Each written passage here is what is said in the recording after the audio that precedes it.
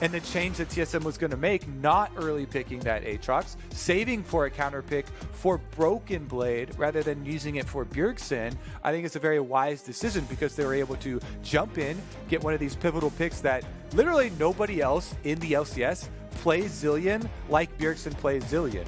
Multiple mid laners talked about it's not scary for anybody else. Maybe Jensen gets close, but that was the only ones who have really put that time in on Zilean and can bring some of the playmaking that you see in these games.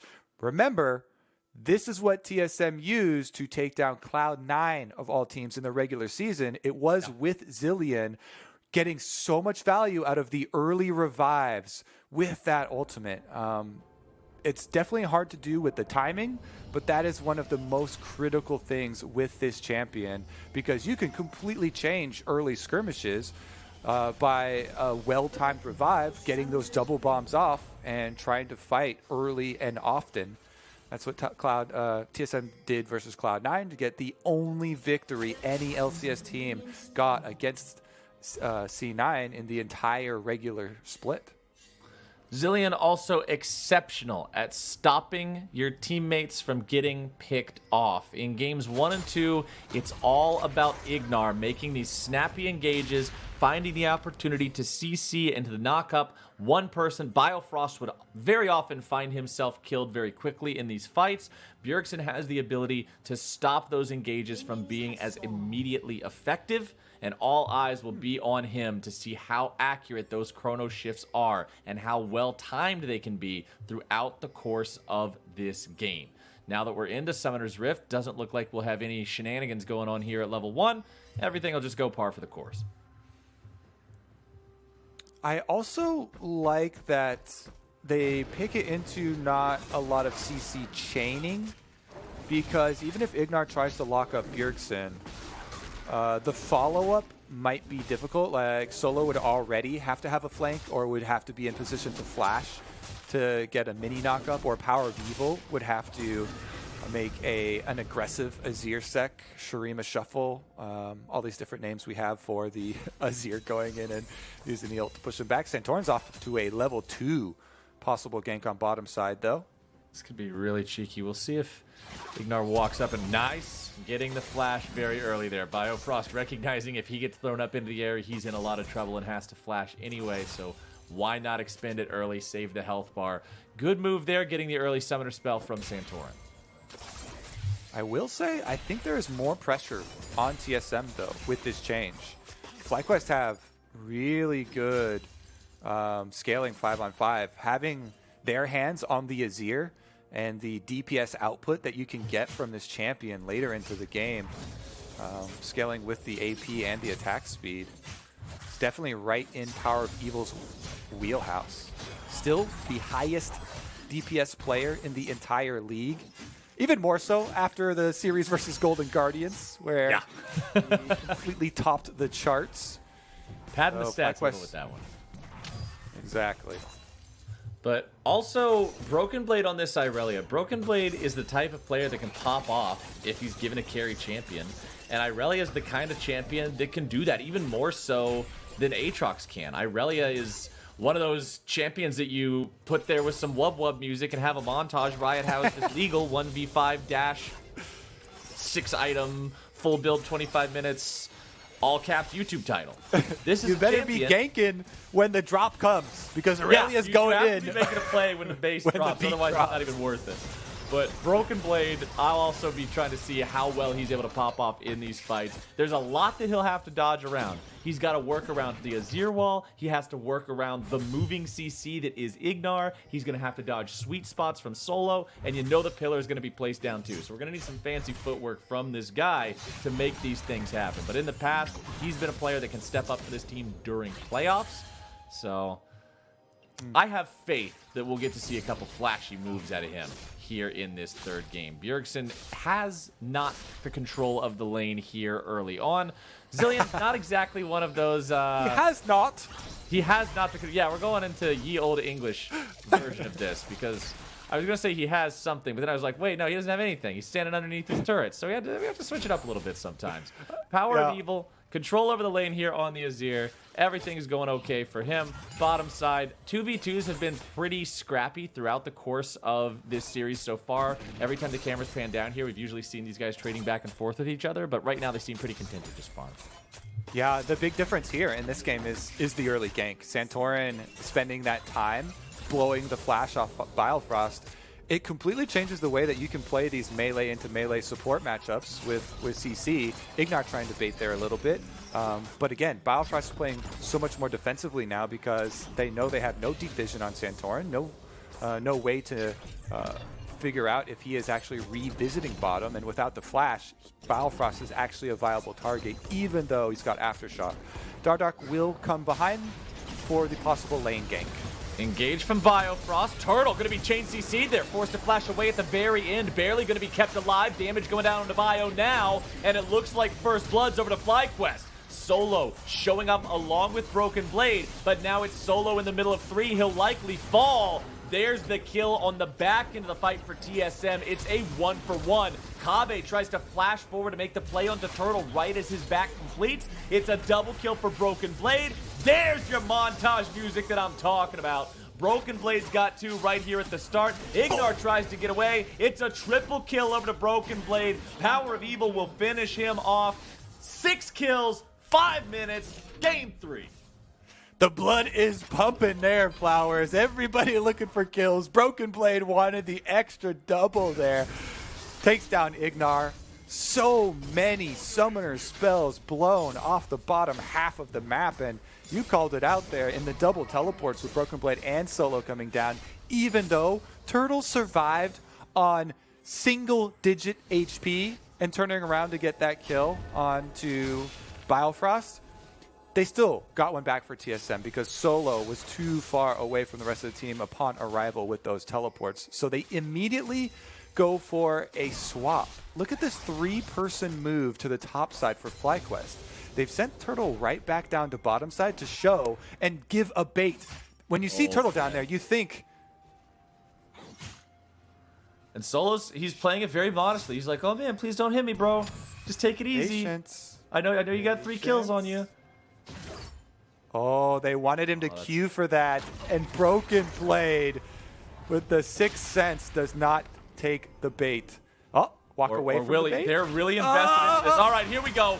Broken Blade with a flash out. Even in all those plays bottom side, he didn't use his flash. He throws out the ulti. He tries to slash and dash around, but there's just no hope. FlyQuest pays off.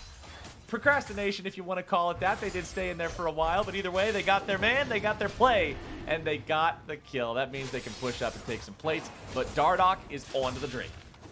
I thought for sure, after not taking the first bait, that they would have time for the TSM bottom lane to then say, hey, something fishy's going on here. Turtle's not walking up to the minions, and IgNar has not been here for a good minute now after roaming off of his recall. But they don't make the call in time. Broken Blade does end up moving up to the minion wave. So while FlyQuest do get the kill, Turtle lost out on a lot of minions for that play. TSM's bottom lane actually did a very good job not quickly pushing the wave and just zoning Turtle off because there was no Rakan to show, so nobody can move up with them. And they also get the dragon on top of it.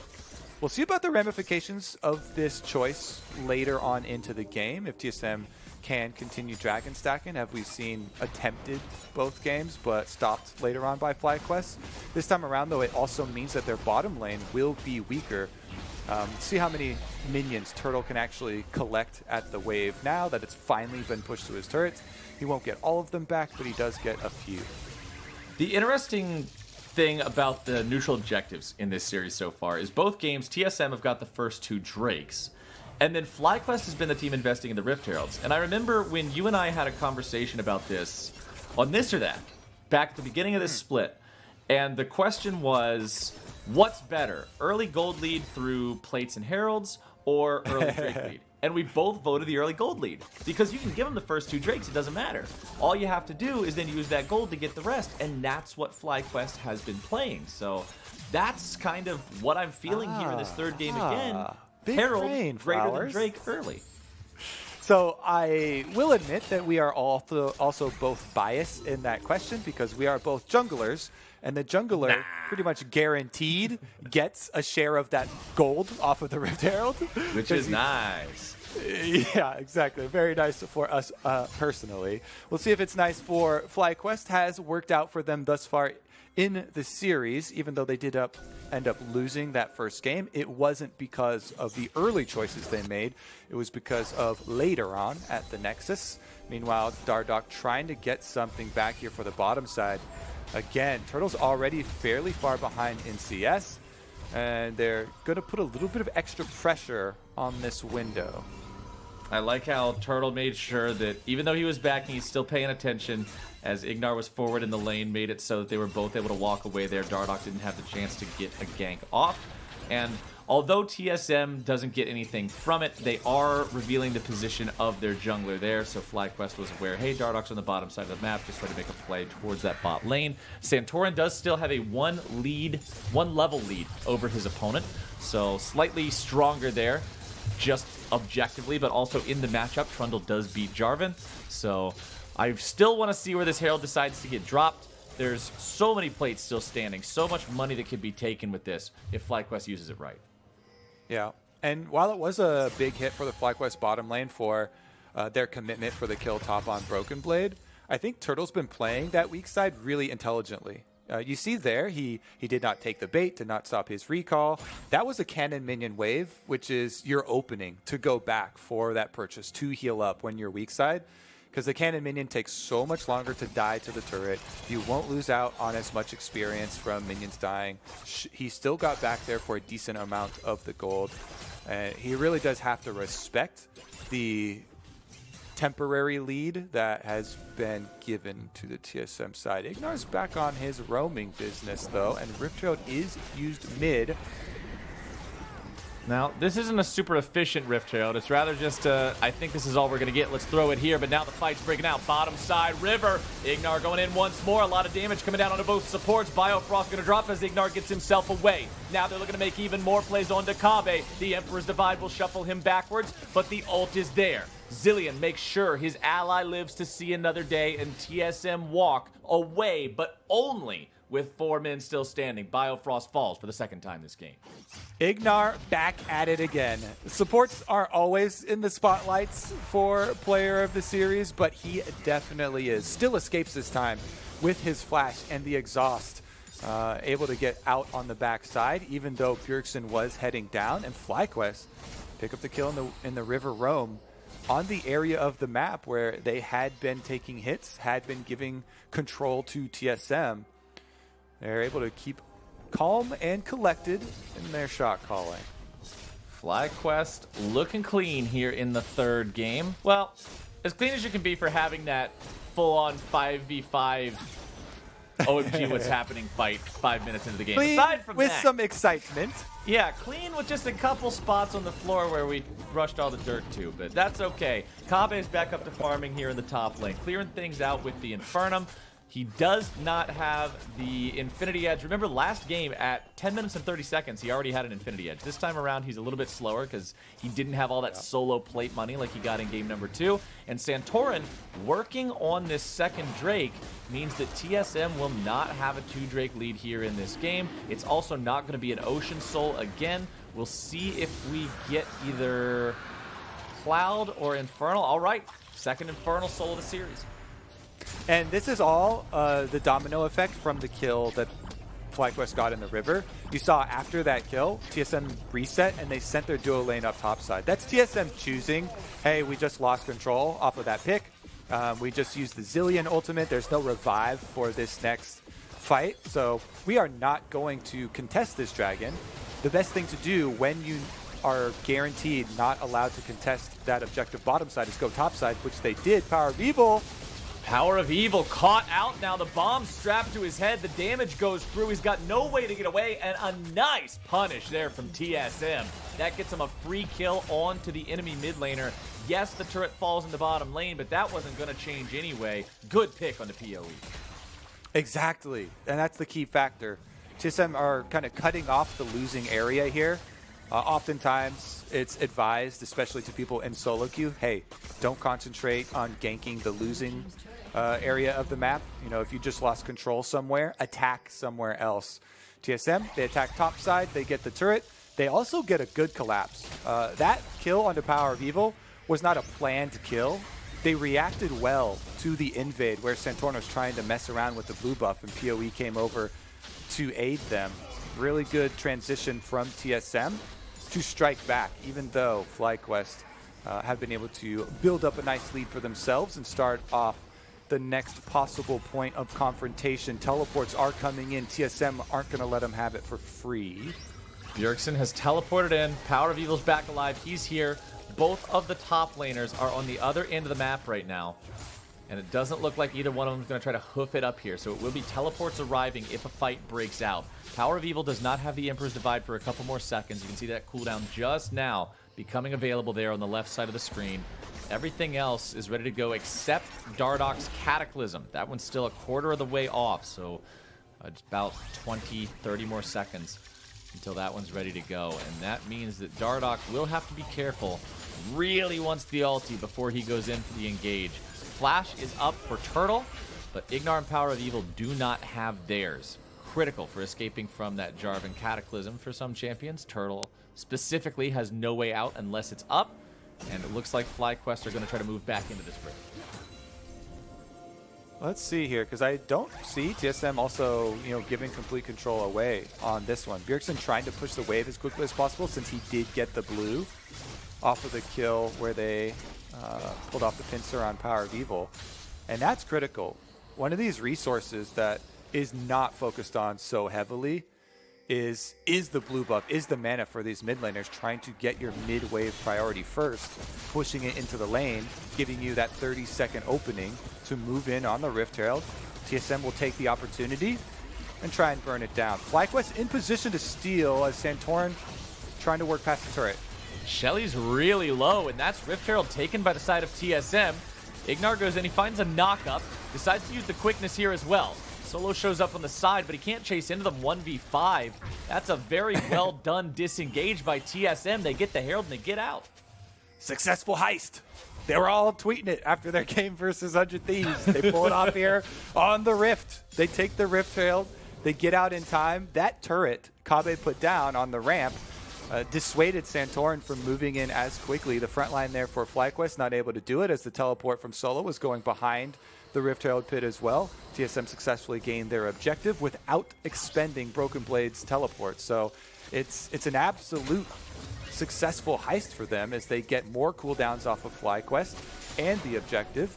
Meanwhile, FlyQuest will push top lane, trying to answer with the turret, while TSM Rift Herald mid and set up 50 seconds on the Infernal Dragon. That one will be next on the list. Shelly will end up claiming this tier 1 turret here for the side of TSM. Headbutt will take it low. The rest of the team should be able to back them up, or will they? Shelly taken down. The turret's still standing. Good rotation from FlyQuest to bring enough bodies down here and make sure they can keep that structure alive. Now TSM still have priority over the bottom side river. They'll rotate everyone down, set up some wards around here. You can see Dardoch just adding a little bit of extra gold and EXP to his pockets here on that Raptor camp. FlyQuest having no teleport on Solo must bring him down to the fight manually, but that means that you have to respect what's going on with Broken Blade in the top lane. He's pushing up towards the tier 2 right now. If Solo goes to stop him, that means it's pretty much a guaranteed 5v4 at the Drake fight. Solo walks forward, looks to start things off here, but the Blade of the Ruined King active gets Broken Blade away. FlyQuest could not move over to fight for it because of the TP disadvantage, and that is Drake number 2 for TSM. This is a classic move, very simple strategy that we talk about in the LCS. Top lane teleport advantage for TSM results in the objective taken without any sort of friction between teams. Solo, as you're talking about, has to walk over there because they use both teleports on the Rift Herald fight. They don't get it. The TSM are deep again. Turtle trying to outplay this when utilizing the ulti, looking to keep himself alive, flashing away from the ult of Kobbe. Biofrost now going to be taken down, and TSM, although they get everything from Turtle, they don't get the kill. IgNar moves in for the grand entrance, but when the knockup doesn't find Dardoch, he doesn't want to activate the quickness. FlyQuest will settle for the kill. FlyQuest just slammed the cookie jar shut, hands caught by TSM. Again, TSM too deep with this dive, trying to go under the turret with a support jungle gank there. They do not have the damage to finish it off. You could see Kobbe was on the other side of the tower, tried to flash in for an ult to add the extra damage, but Turtle had his flash to dodge away. Broken Blade 2v1. Broken Blade trying to get a kill onto Solo before he's taken out. Stepping away from the Emperor's Divide. Solo nearly killed off there. So close to an outplay from Broken Blade. FlyQuest just don't quit here. Again, another counter move. They punished TSM for the over dive down bottom side, and then TSM had a straggling member. Broken Blade's up top split pushing, but no pressure from the rest of the team because they just failed on bottom side of the map. You have to disengage everybody at the same time or apply pressure with everybody on your team at the same time. Otherwise, the whole strategy will collapse. And FlyQuest, you can see they're able to rotate multiple people over to pick off Broken Blade without having TSM get anything in counter because they already had the first kill. They already had the advantage on the map, and they're able to open a wider lead for themselves. All the time, PowerOfEvil scaling up this Azir, now cresting the moment where you get into the mid game, your DPS really starts to scale. Leandry's plus the Nasher's Tooth done. Plus, you're not up against that assassin Victor, right? You're not up against a champion that's going to walk up to you and one-shot you in half a second. Yeah, Zilean's got a lot of good things going for him. He's faster than a bat out of hell. He can manage to bring his teammates back to life, but 2 bombs sluggishly chucked through the air like a game of hot potato versus a bunch of lasers instantly killing you, there's a pretty big difference. And the difference in the damage these two are able to put out in late game team fights will be pretty substantial if PoE keeps playing it like this. Yeah, the thing he does have to worry about is that this time around, TSM have Broken Blade on what you can call an assassin there, Irelia, because Broken Blade not only has one of these very strong diving champions, but he can be the recipient of the revive from Bjergsen. And it's all about the timing and target selection of Bjergsen's ultimate in these team fights. Here we go, though. Top side. Starting off with TSM getting the better of the fight at the beginning. Santorin stuck in the Cataclysm, walks himself away now.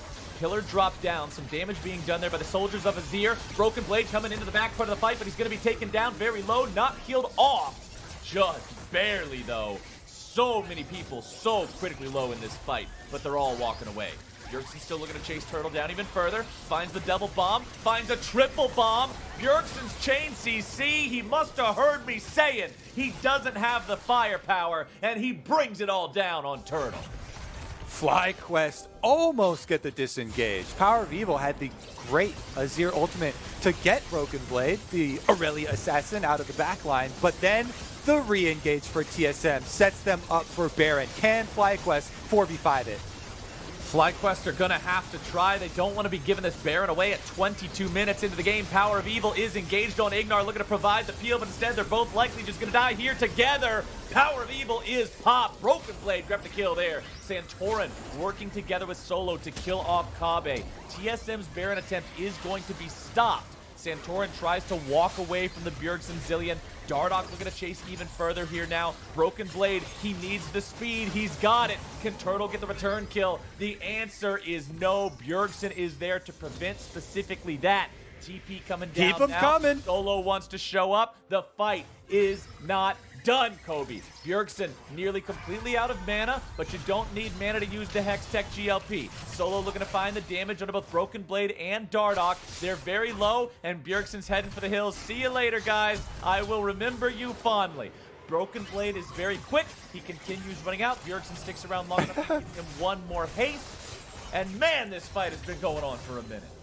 Irelia's quick step actually looks so funny when she gets sped up by Bjergsen. Broken Blade on tippy toes, getting out of there. They sacrifice Dardoch to the God of War in Solo on the Aatrox. He flashed for the kill. He got the jungler. That was a wise choice of cooldown expenditure from Solo. IgNar now going to try and come heal him up. TSM, what can they do about the Baron? Possible steal in the works? Not going to be the case. We got a whole Christmas tree full of lights in this pit. Control ward here, control ward there, but it does not matter. No jungler means no contest. Baron for FlyQuest. However, the trade will be this Drake for TSM, which puts them at soul point. Unless this Baron gets a lot for the side of FlyQuest, the ramifications here could be pretty huge moving forward. Solo with an exceptional teleport flank there. They overdive once again. TSM, they chase that extra kill. And in getting that kill, they expose themselves to the chase down. Let's take another look at the team fight though. Biofrost engaged on PowerOfEvil. They want to finish off the Azir, but you can also look at the top side of your screen. They get the Azir at the cost of sacrificing their Aphelios. Solo and Santorin got to 2v1 Kobbe, and then TSM, they try and chase down. Bjergsen flashes for it. Bomb number 1 onto a minion. Bomb number 2 onto a minion. That means they have to chase under the tower to go for this kill. Dardoch does tank it, and Broken Blade will get it. So kill acquired, but TP flank here is opened up as a possibility. And you know how that one turns out. It's FlyQuest wearing purple back on Summoner's Rift, pushing ahead. That push is about 3,000 gold of a lead right now. They want to build that up pretty substantially with this Baron power play. There are still all 3 tier 2 turrets standing. Even the tier 1 turret only just now collapsed here in the mid lane. FlyQuest have a lot of money they could get here. Turtle working away on this turret. Look at the engage. You have to mark Dardoch here. He is the first one to get it off for TSM. Defense successful of the tier 2. Ooh, but there's your Azir turret. Such a useful component of this champion when it comes to these siege scenarios. It makes it so TSM cannot just jump in and try to engage this and immediately stop the push like that. Solo will continue maintaining pressure here as the 4-1 split, and because the turret is nearby, TSM do not feel comfortable sticking around the tier 2, and that's another one going down in favor of FlyQuest. FlyQuest just relentless here, bullying ahead. If they've got their front line of this Trundle with this stone plate just on the front lines, it is so difficult for TSM to engage because Trundle does 2 things. Not only will he shred your front line, the ultimate's so good at softening up the primary engager of the opponents, but a well-played Trundle can make a Jarvan look like a fool. You can interrupt the EQ if you're on point with your Trundle pillar. So then it would have to come down to a Biofrost ultimate on Nautilus, kind of the only guaranteed ability that they can get off. And it's actually hard to get that off on the back line in these situations because Turtle and PowerOfEvil are playing behind their front line, and it's kind of hard to actually get in range, even though it is a point-and-click ability. Does put you at risk because you're not the tankiest when you're facing a Trundle, and if Biofrost sticks his head out there too, you get the other part of it. We'll see if FlyQuest can get this last remaining tier 2 turret up in the top side. Looks like no. The Drake not spawning for 2 minutes, but remember, once it does, it's do or die on that for FlyQuest. You don't lose, or you don't get that one, you do lose the soul and give TSM a pretty big bonus moving forward in this game. Santorin and IgNar both hanging out still in the enemy jungle. They want to make sure they're not only providing vision, but clearing out their opponent's vision and making sure PowerOfEvil is properly shadowed so nobody's able to collapse on him. With Rabadon's death cap now done, this Azir is incredibly scary as long as he's kept alive. You can definitely say that one again. And now that he's got his flash back up, has the self-peel for him and a WildTurtle. It's level 16 Azir with the extra level in the ultimate. Flash available for both of those FlyQuest carries. I mean, honestly, summer spells for everybody will be up before the team fight starts. Solos only has a few more seconds on it, so everybody's going to have all moves at their disposal for this big defense. And I love these kind of you set it up perfectly, Flowers. This is going to be a big one here for TSM and a tipping point. I honestly think TSM is going to have a difficult time even setting up for it. Look at these deep wards FlyQuest are already placing down. Now there is one TSM control ward there in the brush right next to the Red Side River ramp, but you can see that being cleared out right now by Santorin. Also want to point out again, IgNar has the double stasis ready to go. Zhonya's plus stopwatch. He tries to save his first stopwatch that builds into a Zhonya's and just not use it specifically for this reason, it seems like. And it gives him such big playmaking opportunity as these things near ever closer. 20 seconds, and TSM is nowhere near the Drake. It looks like they're not even going to contest this one. Yeah, I mean, like we said, it's so difficult for them to actually make their way down the pathway.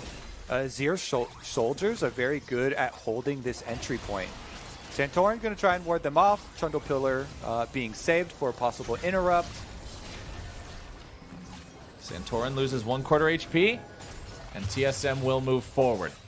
If Dardoch can get a smite steal on this, it could go a very long way. He's hasted up by Bjergsen. Santorin going to be dropped down to about half now, but on the front line is Solo. Let's see what's going to go down with the fight. Biofrost taken very low. Kobbe is going to be taken down to half. Exhaust onto him, and there goes your Zilean ulti. But now Broken Blades dashing all around the fight. Turtle's able to find the kill into Biofrost, but a lot of stuns into the back line. Almost going to find the kill onto IgNar, who's still barely kept alive. FlyQuest still have 5 men going. IgNar is at 100 HP. He has used both stasises.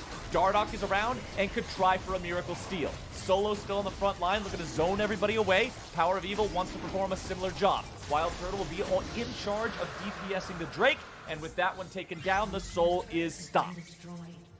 The tipping point of the game, Flowers. Baron is available. TSM down Biofrost, but he's about to revive now, and this is their only hope. There's a teleport mid lane. They actually have a flank from Broken Blade. Is this a desperation move from TSM? Do they try and pull it off? Broken Blade walking back down the river makes me think they won't go for it. And FlyQuest was such a big team fight victory there. A fully scaled Azir now with a great team fight setup, having Trundle on the front line. That was a clutch play from FlyQuest. So much of this series has revolved around the tipping point here in the mid game, and they just made such a big play. The one thing that I want to point out is that although TSM did not come out on top in that exchange, they now have a 2-0 teleport advantage. And I think they're really going to need to use that for something big if they want to find themselves in a good spot here in this game. They're down 4,500 gold. Their opponents just feel much stronger. They have very powerful late game scaling champions. And TSM's going to really need to do something creative. We saw them do it in game number 1 with Bjergsen getting the win off of the teleport into the enemy base, and I want to see some big teleports here out of TSM now. It's a really good point, because you always have to take into account the cooldowns that are used. Not only is it the teleports, but the flashes of the carries. TSM still have all of their flashes save for Biofrost, so they can look to be proactive.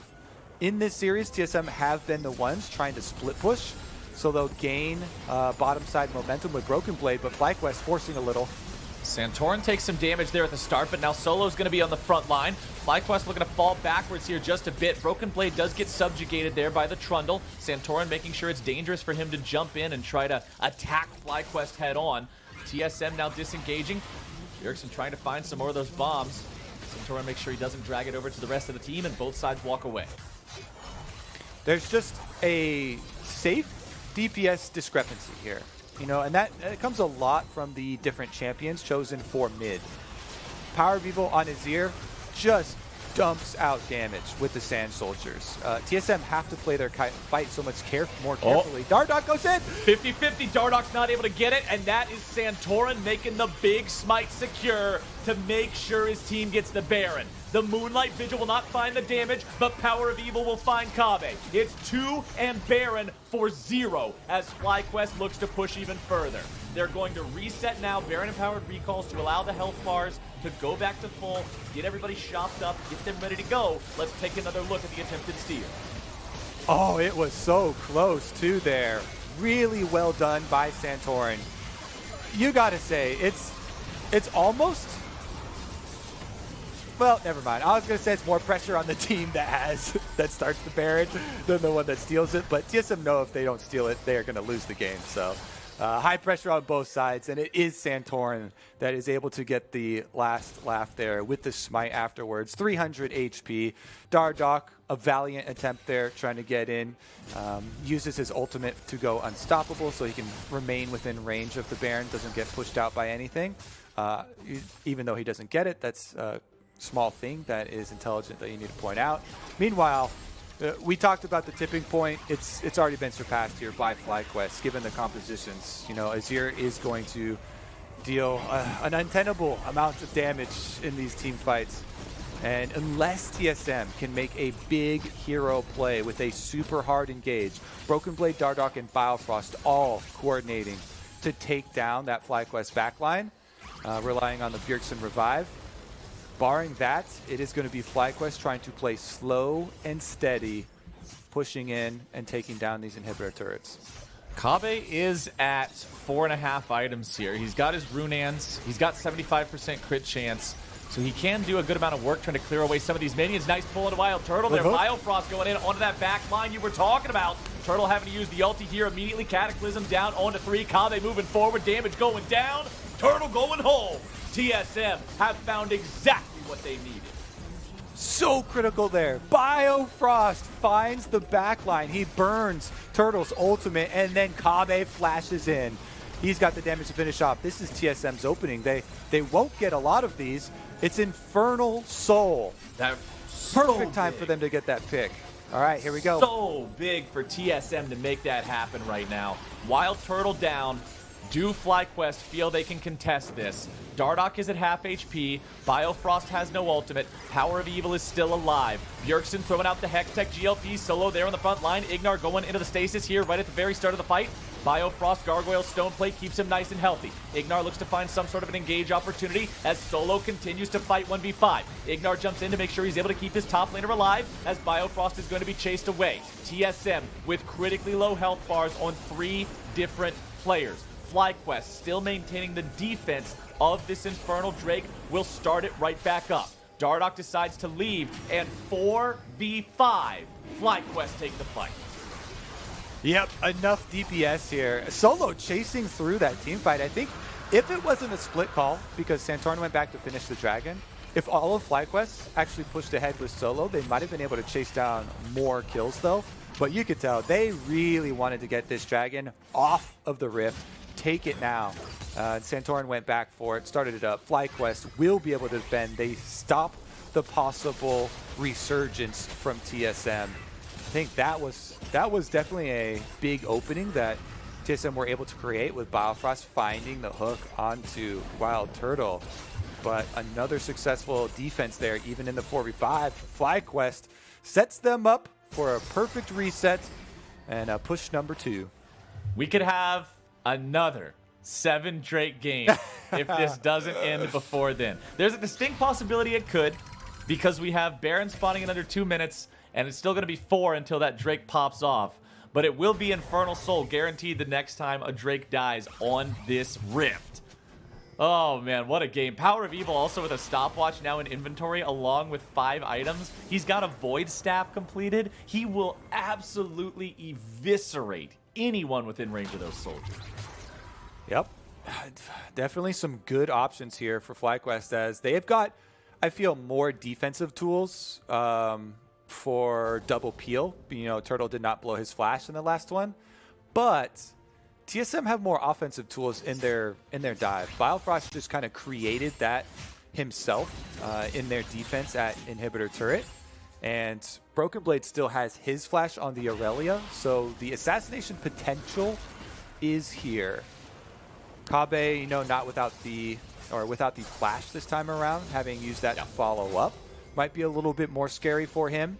He's going to have to be very good with his positioning, but Solo, he's got teammates in the river, he's fine. He's got a Guardian Angel too. There's almost no chance that you can kill this guy twice before somebody shows up to help him. So he'll just keep clearing these out. PowerOfEvil, I pointed out his stopwatch. I also want to point out his flash being up, because that could mean a huge Emperor's Divide onto everyone on TSM. We'll see if he's able to find those plays moving forward here. Nice Trundle pillar means Biofrost is nearly killed and Bjergsen's ultimate is immediately forced. Now granted the cooldown is low, but we'll see if they're able to make anything else happen. IgNar tries to use the ulti and go in on Dardoch, but he won't be able to quite find the opportunity he was looking for. That's a big ultimate expended for the side of FlyQuest, and that one will not be immediately re-available. IgNar makes a mistake. He's too far forward. That is a critical error, and TSM will punish. Are you surprised, Flowers? This is the closely contested series. The team that is ahead will make a mistake. There will be an opening for the team that is behind. FlyQuest are unable to set up Baron. Look at that. They almost had the full control wards. TSM going hard. Turtle under pressure now from Broken Blade. Bombs coming out, but there comes your Xayah ulti. Dardoch, he creates a pit that causes Turtle to be absolutely destroyed. Broken Blade's taken low. PowerOfEvil flashes over the wall. Broken Blade still looking to make more plays happen. He's got the Bjergsen ulti, keeping him alive. Bjergsen continues to chase, and TSM has won the fight. This is a big moment for them here in this game. They won't be able to turn it into a Baron, but they have stopped FlyQuest's forward momentum. Whew. So close yet again. They get the pick here. Then Turtle now dying plus flash blown, and PowerOfEvil also no flash. So looking for the restart here. He teleports back out to the Baron. Azir absolutely melts anything. Champions, objectives, all of them. If he exists, you're butter on a warm knife, my friends. As Baron is down to 1,000 HP, it is going to be secured. Nearly stolen away, but nearly's not going to count as Broken Blade's in the middle of everybody, not able to rely on the Bjergsen ulti. Now Bjergsen going to be chain CC'd before he's able to even ult himself. Both solo laners of TSM are down. FlyQuest has themselves a Baron. They've got 45 seconds until the Soul, and TSM's on the retreat. FlyQuest should go full attack right now. Plenty of time on the death timers. I honestly think they can even push for a Nexus with this. Level 18, Azir. They've still got over 30 seconds on both solo laners from TSM. See if they can end it. Biofrost and Dardoch will have to try to frontline for Kobbe incredibly well right now. A 3v5 is a daunting task against a 6 items. All right, I'll say 5.5 item. Oblivion Orb's technically not all of them. They're calling off for the Soul Flowers. It's too risky to push for the win. They know what happened in game number 1. Oh no. They don't want to get baited into another fight with Bjergsen respawning, so they'll take the guaranteed soul and wait to finish. From TSM being on soul point, remember it was 3-1 in Drakes for TSM, and then FlyQuest got 3 Drakes unanswered, making sure they were able to control those objectives ever since. They still have 90 seconds left to use on their Baron power play. We'll see if they can get another inhibitor destroyed before that fades away. They should have time to, or if TSM can stop them. Bjergsen will need some big ultis. In the last fight, we saw Broken Blade likely thinking Bjergsen would be able to ult him there in that topside river, but Bjergsen was too far away, so a little bit of miscommunication there. And this game, oh, it's so close to disaster here for TSM. And so close to an advantage for FlyQuest in the series. Such a strong comeback for them after the opening game. The resolve to pick the exact same comp in game number 2 and prove that they know how to use it. The success found there. Bjergsen, though, looking for the opening for TSM. TSM know that they have to create another one of those opportunities. Find a pick onto somebody, and they've got the Zilean speed to look for it, but they don't get it, and FlyQuest steamrolling ahead. They did get the flash out of Santorin's Trundle, so that's one small victory that TSM were able to afford themselves as the top lane tier 2 falls, and FlyQuest will continue the pressure. 25 seconds remain here on the Baron buff. PowerOfEvil providing the damage there with the soldiers, has to back himself away. Shield's going to keep him protected from the bombs. Honestly, you look at Bjergsen's build, it's a GLP, an Aroa, and a Void Staff. It's not a ton of damage. That's why it can't break through the shields. Not even comparable to what PowerOfEvil is able to do. Bjergsen immediately ults himself. Dardoch's going to be taken down. PowerOfEvil just, it's a chainsaw on these soldiers at this point. The man attacks lightning fast. Yeah, there's no way a Zilean's ever going to be comparable to a Azir in this stage of the game, and he is making it show. PowerOfEvil will be able to push with the rest of FlyQuest on the last inhibitor turret. They're doing it by the books, Flowers. Take all 3 inhibitors, get the reinforcements of not only the sand soldiers, but also the minions. Super minions will be flooding in to help. Lowest risk possible play as IgNar goes into the stasis. Now Broken Blade under pressure, going to be killed off before the fight even starts. And that should be all she wrote. It's a rampage for Solo. It's a victory for FlyQuest. It's a triple inhibitor game. They will push forward onto the Nexus turrets with only 2 players from TSM surviving. 3 now as Dardoch shows back up from the spawn platform. But how are you even going to front line in a situation like this? Between Xayah and Azir, you're going to get absolutely blasted back into the fountain. As Kobbe tries to move forward, the Bjergsen ult will do nothing. The shutdown goes through, and FlyQuest will take us to game point.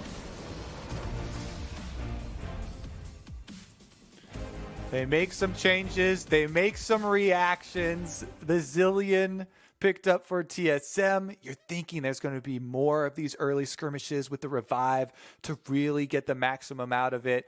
But FlyQuest, once again, they're able to put a stop to the Drake stacking. The TSM get an early lead on Drakes. They get the Rift Herald, and they end it out again.